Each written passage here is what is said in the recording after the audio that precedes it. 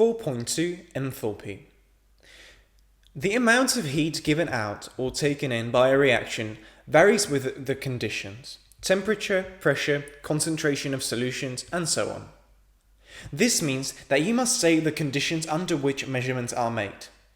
For example, you normally measure heat changes at constant atmospheric pressure. Now, when you do measure a heat change at a constant pressure, it is called an enthalpy change. Enthalpy has the symbol capital H, so enthalpy changes are given the symbol delta H. The Greek letter delta is used to indicate a change in a quantity. There are standard conditions for measuring enthalpy changes. Pressure of 100 kPa, approximately normal atmospheric pressure, and a temperature of 298 Kelvin, around normal room temperature, 25 degrees. When an enthalpy change is measured under standard conditions, it is written as delta, capital H, a standard symbol that looks as a circle and a line through it, and lower index 298, although the 298 is usually left out. Delta H with the standard symbol is pronounced delta H standard. It may seem strange to talk about measuring heat changes at a constant temperature because heat changes normally cause temperature changes. The way to think about this is to imagine the reactants at 290 Kelvin. Mix the reactants and heat is produced. This is an endothermic reaction. The heat is given out to the surroundings. A reaction is not thought of as being over until the products have cooled back to 298 Kelvin. The heat given out to the surroundings while the reaction mixture cools is the enthalpy change for the reaction.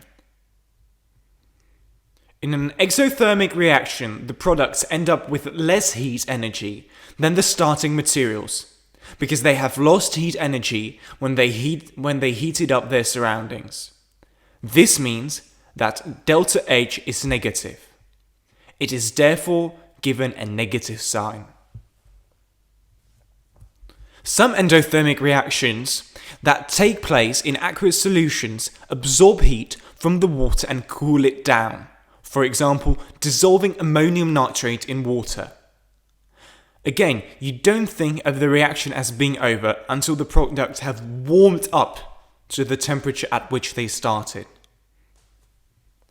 In this case, the solution has to take in heat from the surroundings to do this. Unless you remember this, it can seem strange that a reaction that is absorbing heat initially gets cold. In an endothermic reaction, the products end up with more energy than the starting materials, so delta H is positive. It is therefore given a positive sign. Pressure affects the amount of heat energy given out by reactions that involve gases. If a gas is given out, some energy is required to push away the atmosphere. The greater the atmospheric pressure, the more energy is used for this. This means that less energy remains to be given out as heat by the reaction. This is why it is important to have a standard of pressure for measuring energy changes.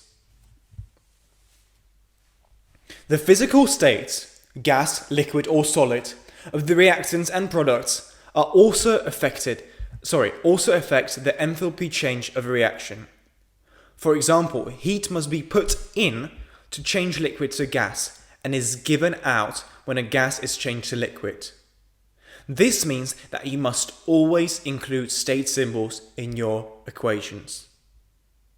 For example, hydrogen burns in oxygen to form water, but there are two possibilities. One, forming liquid water, where the enthalpy change is minus 285.8 kilojoules per mole.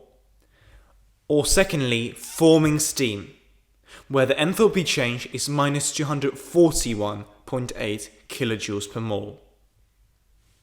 The difference in delta H represents the amount of heat needed to turn 1 mole of water into steam.